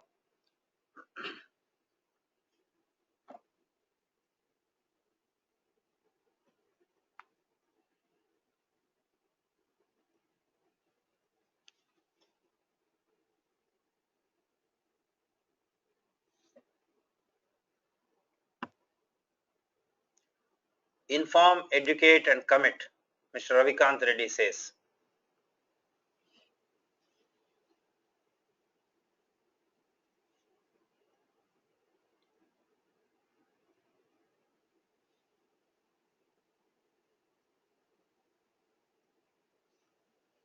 Mr. Rajiv Fugan also says, inform, educate, and commit.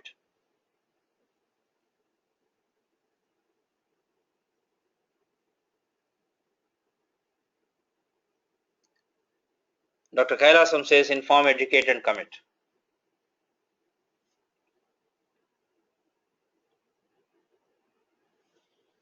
We have 1 more minute.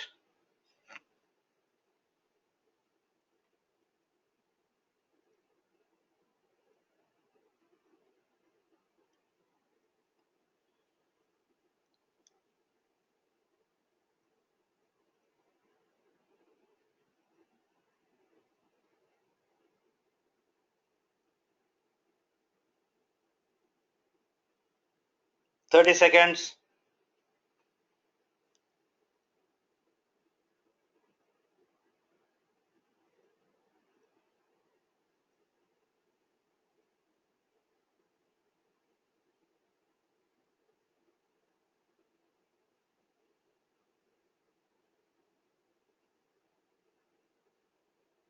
Okay, time is up. So let me tell you whether your answers are correct or not.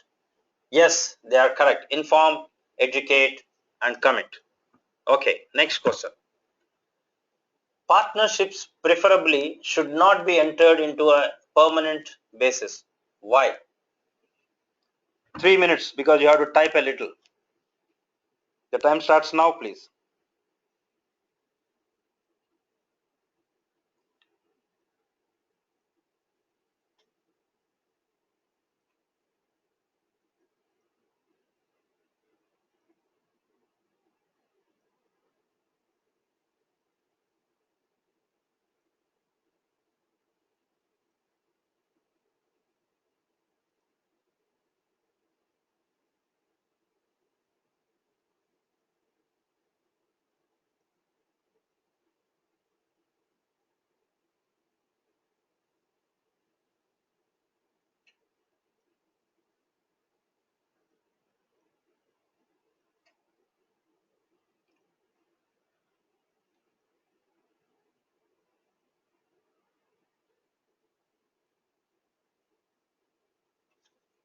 Okay, some response has already come in.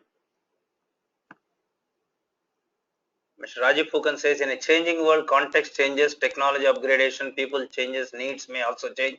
Better solution at lesser cost may come up. Mr. Ravikant Reddy says, to avoid complacency, domain knowledge may not increase and we might get different solutions from other partners which we will miss.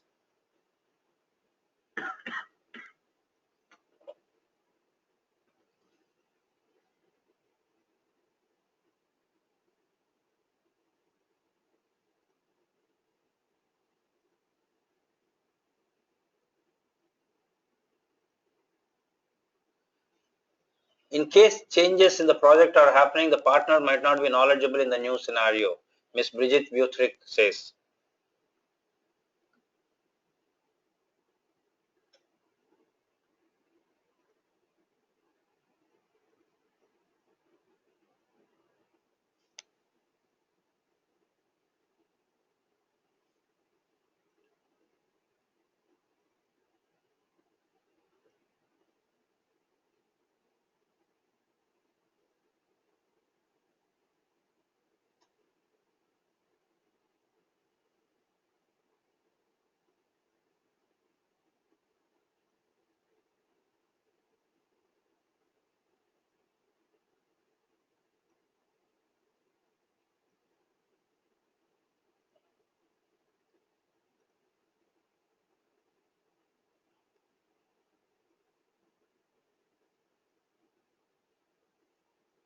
Only 3 answers have come in. What's happening to the others?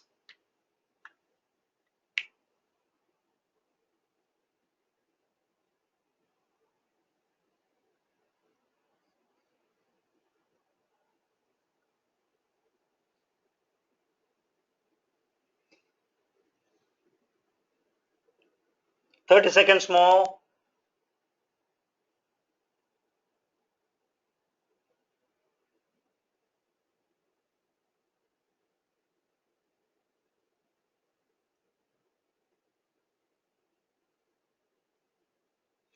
Okay. Miss Yogita says domain knowledge may become outdated. Okay. The time is up. Now let me tell you. I think all of you have answered correctly because there is no hard and fast. But ultimately, what will happen is there are better opportunities, better domain knowledge may be existing. But what we said in our discussions, one more response is there. Let me look into that. Mr. Sulabh Mishra says, keeping the external environment, knowledge must not be permanent. Perfect. Okay. So what we say that partnerships preferably should not be entered into on a permanent basis because complacency might set in, domain knowledge may not increase, other prospective partners may offer different technologies. So all your answers are right. So now let me go to the next question. Name the 7 milestones in the journey of M&E, monitoring and evaluation towards documenting and reporting. This is all small words. I'll give about 3 minutes, but I'll be very happy if we can finish it in 2 minutes.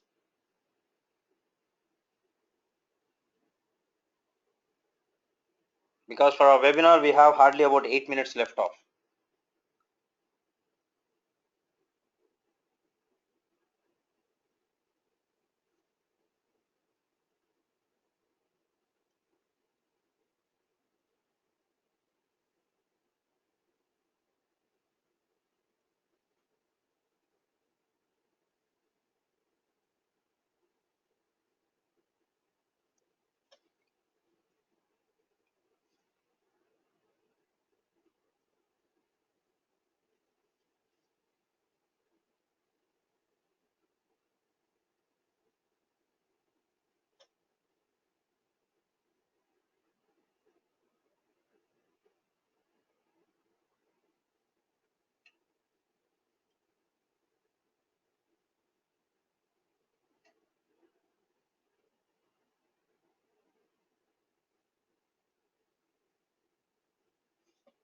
Okay, I have some responses. Let me see. Why did you get this doubt, Ms. Prerna? Yes, the webinar is still on. The quiz is going on. We are almost ending. Okay, Dr. Kailasam says inputs, activities, challenges, output, outcomes, goals, impacts. 1, 2, 3, 4, 5, 6, 7. Okay. Mr. Ravikant Reddy says inputs, activities, challenges, outputs, outcomes, goals, and impacts.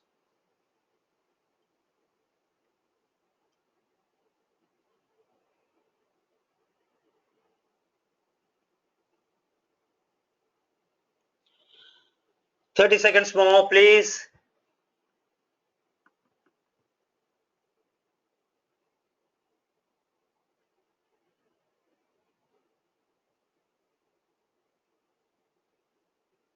Okay, time up. Now let us take a look at this.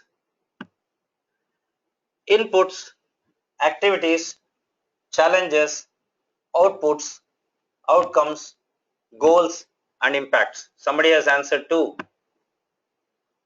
Okay, Mr. Rajiv Fukan has added input activities, etc. Okay, fine. All the answers seems to be okay. Now let me go to the next question.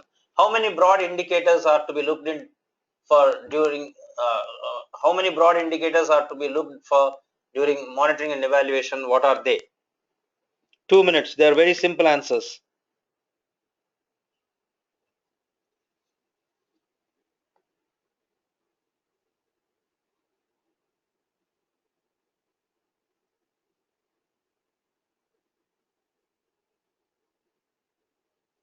Okay, there is an answer. Dr. Kailasam says core and expanded. Mr. Ravikant Reddy says core and expanded.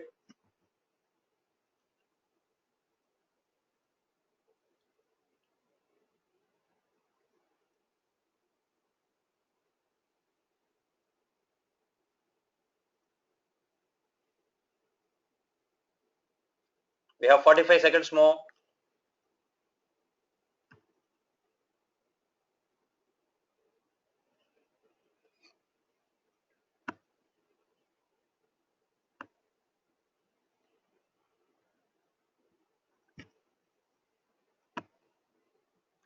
Core and expanded. Mr. Rajiv Fukan says core and expanded. Mr. Chandrima Das says. We have 15 seconds more.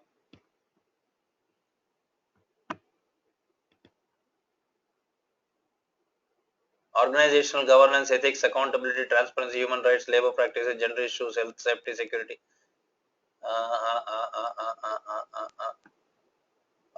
Prerna ji, I think this may not be exactly suitable for this. Let us see. Just hold on for a minute. Okay, time is up. Let me tell you the answer. There are 3 indicators that we have to look at. One is process indicators, number 2 is output indicators, and number 3 is outcome indicators. It's a very simple answer. That's the reason why I gave only 2 minutes, please. I think most of us are off the scope in this. Okay, so just check. So ultimately, the whole idea is just to revise our knowledge. So just go into that. Okay, now let me get into the. As per World Bank's data, the carbon footprint of India for 2014 was how many metric tons? I give 1.5 minutes for this. It's a very simple word.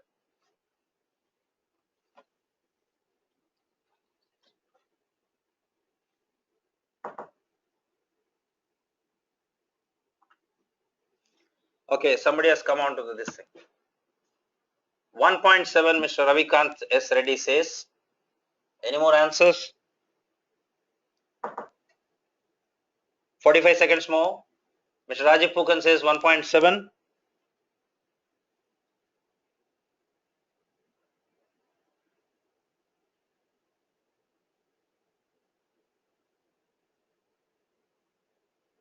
Okay, time is up. The answer is 1.7. The next question is the officially mooted CSR index that has been done in September 2013 is named as dash space dash space dash space. 1.5 minutes.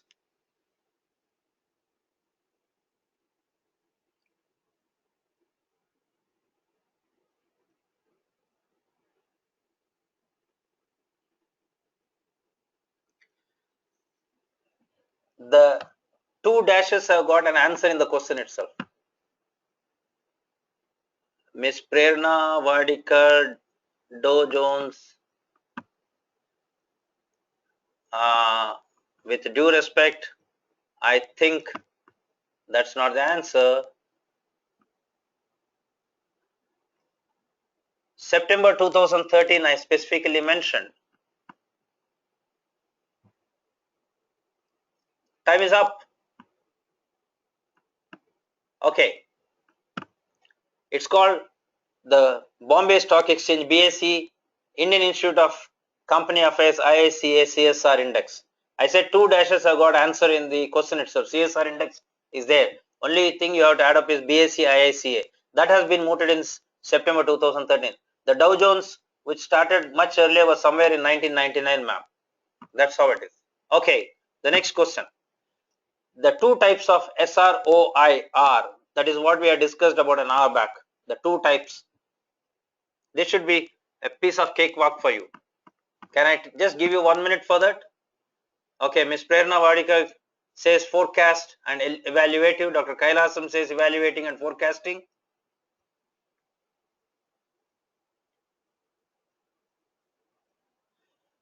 Ms. Rajiv Fukan says evaluating and forecasting.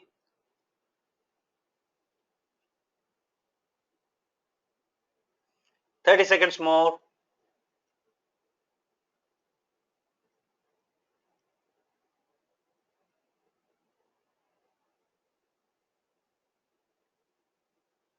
Ms. Bridget Vutrick says evaluation and forecast.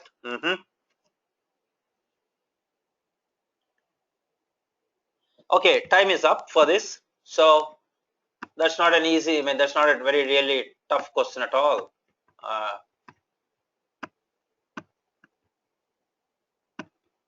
The answer is evaluating and forecasting.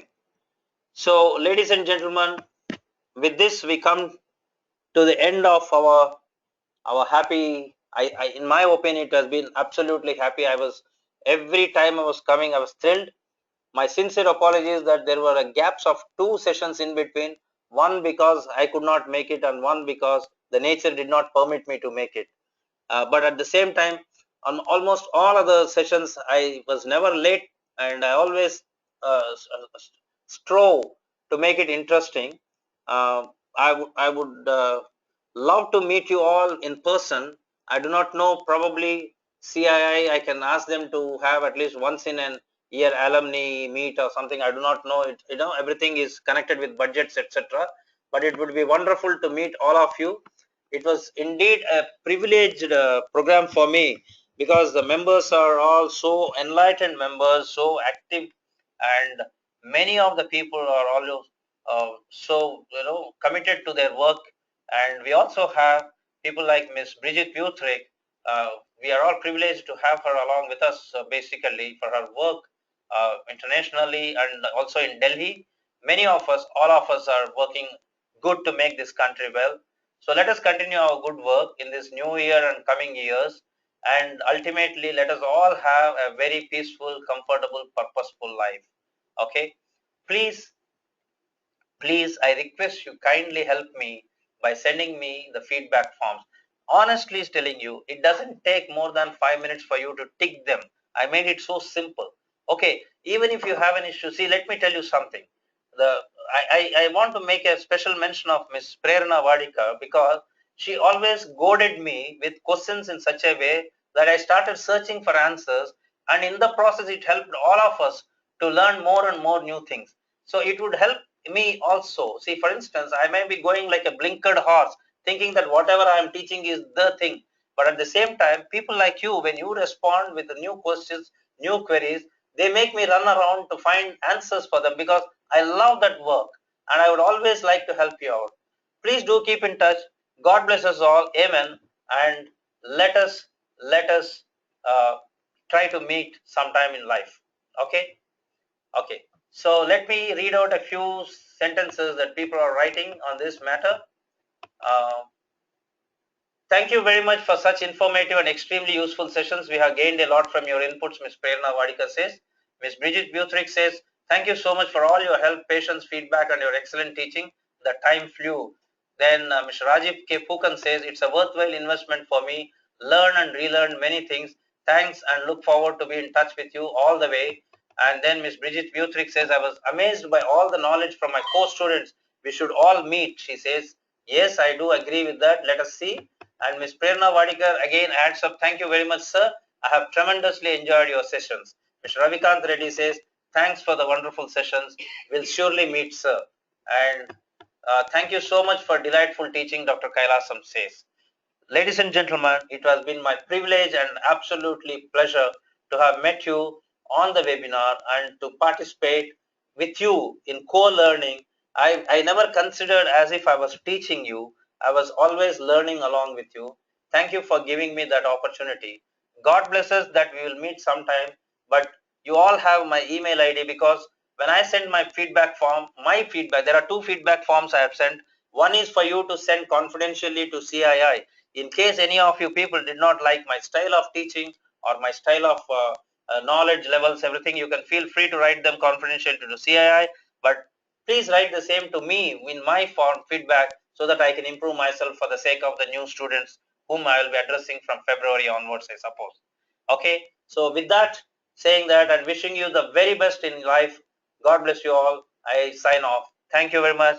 Yours, Hemanta Kumar Pamarthi. Thank you very much. Thank you, Ms. Yogita. Thanks for your thanks. God bless us all. Bye-bye. Have a great year. Good day.